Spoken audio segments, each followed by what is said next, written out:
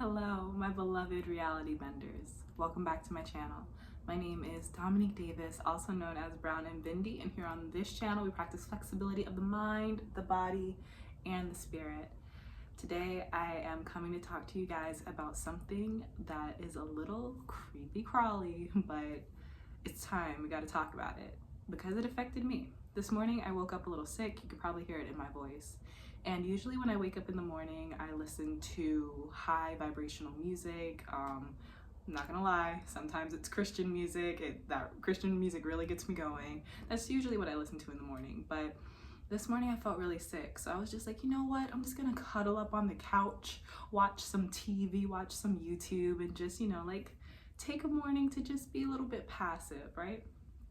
So I did that. And I knew that it was going to lower my vibration because I'm very aware of the programming that's in almost everything that we consume. But I thought, it's YouTube, it's content created by people like you and me. It's not going to be that lower vibrational. And it wasn't, but there are still programs embedded in almost everything, even the things that people talk about on YouTube, and they're not even aware of the storyline that they are pushing. So let me just go ahead and get into it. So I started off the day by watching my friend Lior, and she is just wonderful. She is an amazing, phenomenal person, and her video is about the eclipse that is going to happen soon. And she said something very interesting in the video. She said that we need to be aware of the lower vibrational entities that we open ourselves up to through our spirituality. And she also said there are a lot of occult practices happening right in front of our face through pop culture. And I mean, I believe that. I believe in all of that. So I was like, cool. So what was the first thing I watched? You guys are gonna be like, Dom, why? But I'm in Charlotte, so I watched what was going on with DaBaby and Danny Lay because I was drawn to it because it's happening in my city. And I do try to stay away from drama channels, but they can be so interesting. So I watched a video with DaBaby and Danny Lay, and then after that I tend to get my news from channels such as Philip DeFranco because I can get news but still like laugh. So I watched some Philip DeFranco. And then afterwards, my vibration was so low. And what's different was I'm in this place now where when my vibration is low, I'm just like, why? Let's figure out why, and let's just get through it. So I realized it was what I was watching, and then I just had this epiphany. Okay, I need for you guys to travel back in time to high school with me. Remember being in English class in high school and your teacher taught you to look at themes. So when you would read a book or when you would read a short story, look at everything in the short story, everything in the book, everything in the movie, and boil it all down to one theme. So I was thinking, okay, let me go back and think about what I consumed, and let me find the theme within each of these pieces of content. Because whatever the theme is, that's the program that is being strengthened through me consuming that content. And I took some notes because we're gonna talk about it. So the whole DaBaby Danny Lay thing. And if you don't know about it, you could definitely just read about it. I do not recommend watching it. It's super low vibrational. But the programs that were strengthened by me watching a drama channel talk about DaBaby and Danny Lay is, no matter how much money I have, I still won't be happy. Love isn't real. Love makes life more complicated. Those are the three themes that I pulled from watching that situation unfold.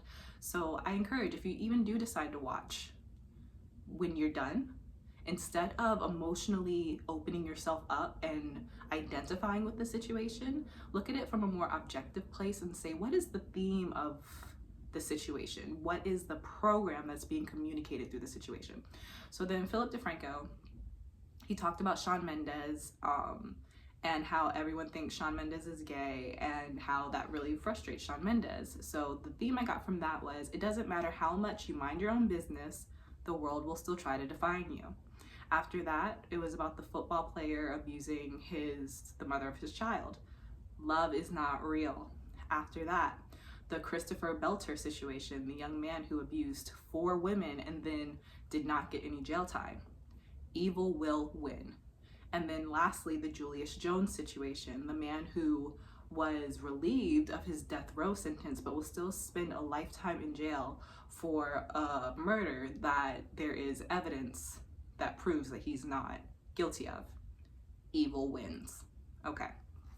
So those were the only 2 programs I watched, but I just thought it was very interesting that in these 2 separate programs, in these 2 separate pieces of content, the programs that were in both were the theme of love isn't real and that evil wins. Let's talk about that for a second. So if we subconsciously strengthen the little voice in our head that says love isn't real, how will that affect the way that we move throughout life? A lot of times I talk on this channel about our belief system and how it can be harder to manifest if we have conflicting beliefs.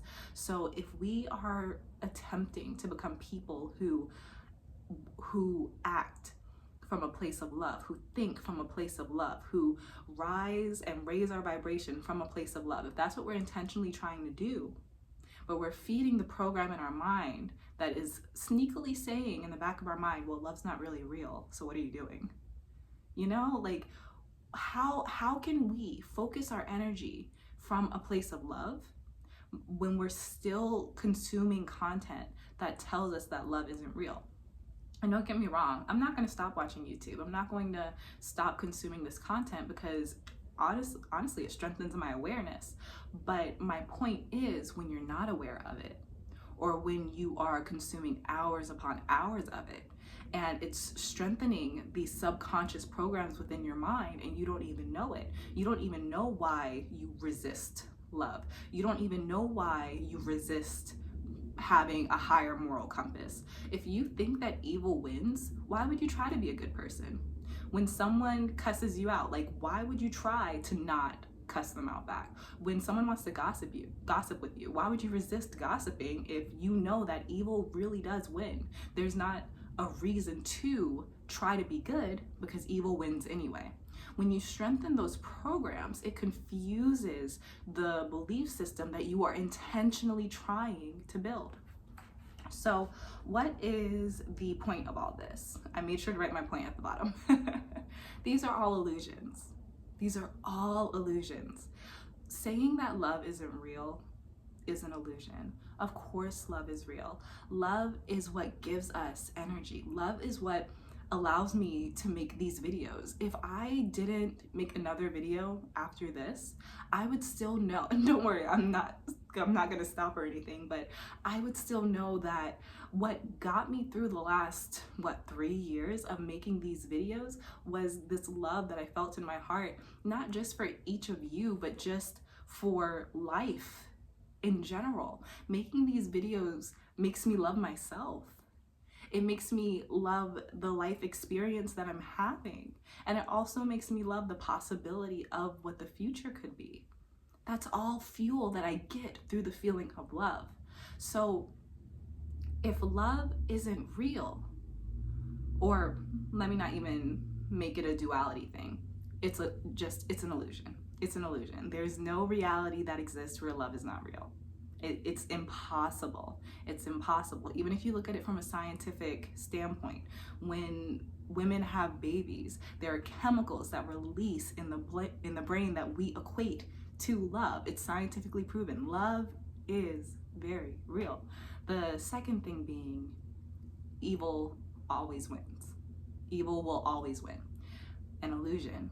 You know, I know, that just because we see from a subjective place that evil may win. For example, with the situation where the young man's friend framed him for murder.